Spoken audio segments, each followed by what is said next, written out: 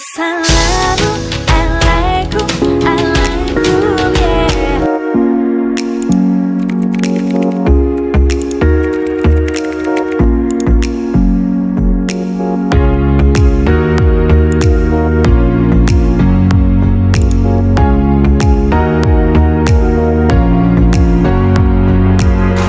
Bismillahirrahmanirrahim. Assalamualaikum warahmatullahi wabarakatuh.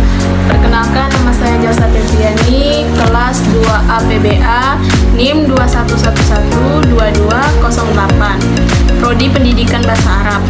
Baiklah, di sini saya akan menjelaskan tentang materi mengenai psikologi pendidikan, teori-teori pendidikan dengan dosen pengampu Ibu Lailatul Badriah, SCMA.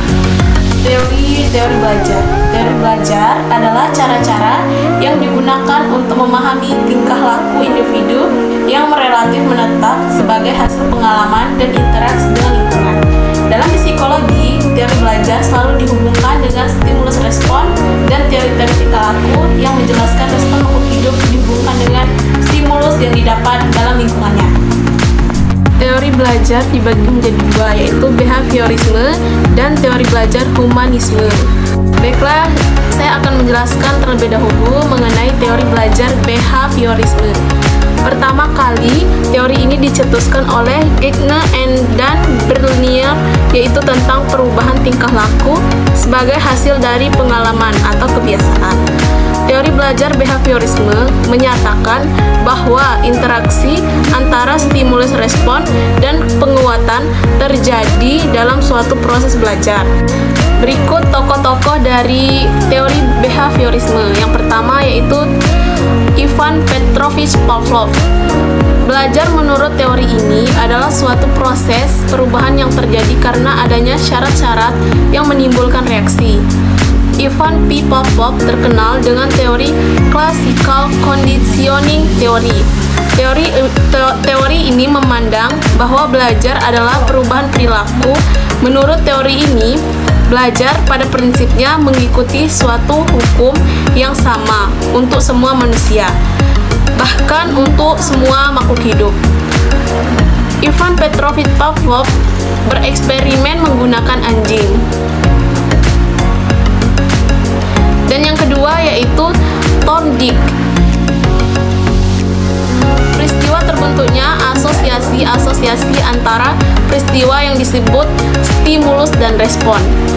Thorndike menyatakan pandangan bahwa tipe pembelajaran yang paling fundamental adalah pembentukan asosiasi atau koneksi-koneksi antara pengalaman indrawi, persepsi terhadap stimulus atau peristiwa, dan impuls saraf atau respon-respon yang memberikan manifestasi dalam bentuk perilaku. Thorndike bereksperimen menggunakan kucing.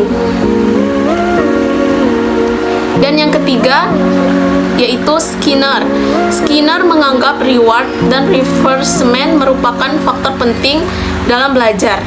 Skinner mengatakan yaitu teori belajar behaviorisme adalah hubungan antara stimulus dengan respon yang ditunjukkan individu atau subjek terjadi melalui interaksi dengan lingkungan. Teori ini menekankan bahwa tingkah laku yang ditunjukkan seseorang merupakan akibat dari interaksi antara stimulus dengan respon. Skinner bereksperimen menggunakan tikus. Pada teori ini, siswa yang diharapkan memahami potensi diri, mengembangkan potensi diri secara positif, dan meminimalkan potensi diri yang bersifat negatif dengan tujuan pembelajaran lebih kepada proses belajarnya daripada hasil belajar. Berikut tokoh-tokoh dari teori humanisme, yaitu yang pertama Abraham Maslow. Abraham Maslow mengatakan dia sebagai seorang humanis, Maslow meyakini bahwa aktualisasi diri merupakan wahana bagi manusia dalam mencapai dirinya yang utuh. Setiap manusia memiliki potensi mendasar yang dapat dikembangkan menjadi suatu kekuatan yang darinya manusia akan mampu bergerak mencapai aktualisasi diri.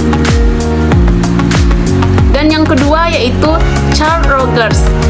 Charles Rogers mengatakan, yaitu teori humanisme menurut Charles Rogers ini lebih melihat pada sisi perkembangan kepribadian manusia. Humanisme tertuju pada masalah bagaimana tiap individu dipengaruhi dan dibimbing oleh keinginan pribadi yang dihubungkan terhadap pengalaman mereka sendiri. Manfaat dari teori-teori belajar. Yang pertama, dapat membantu guru ataupun dosen untuk memahami bagaimana cara siswa belajar. Dan yang kedua, membimbing guru dalam mengatur kelas maupun merencanakan proses pembelajaran. Dan yang ketiga, dapat membantu guru mengevaluasi hasil pencapaian siswa. Dan yang keempat, agar proses belajarnya lebih efektif, efisien, dan produktif. Memberikan bantuan atau dukungan kepada siswa agar mencapai hasil yang maksimal. Kesimpulan dari teori-teori belajar yaitu yang pertama, belajar ialah suatu proses usaha yang dilakukan individu untuk memperoleh suatu perubahan tingkah laku yang baru sebagai hasil pengalaman individu itu sendiri atau dengan lingkungannya. Yang kedua, yaitu teori belajar merupakan teori yang dikemukakan oleh beberapa para peneliti dalam upaya manusia belajar. Terdapat 4 teori yaitu behaviorisme, kognitivisme, konstruksi, dan humanistik. Teori belajar di atas merupakan panduan untuk kita mengajar ataupun melaksanakan proses pembelajaran di kelas maupun di luar kelas.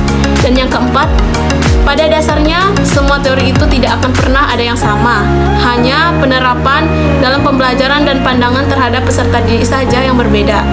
Jadi, penggunaan teori belajar dalam proses belajar merupakan patokan utama dalam menjalankan proses pembelajaran di kelas ataupun di luar supaya tercipta kondisi yang belajar yang diinginkan. Baik, hanya itulah yang dapat saya sampaikan. Wabillahi taufiq wal hidayah. Wassalamualaikum warahmatullahi wabarakatuh.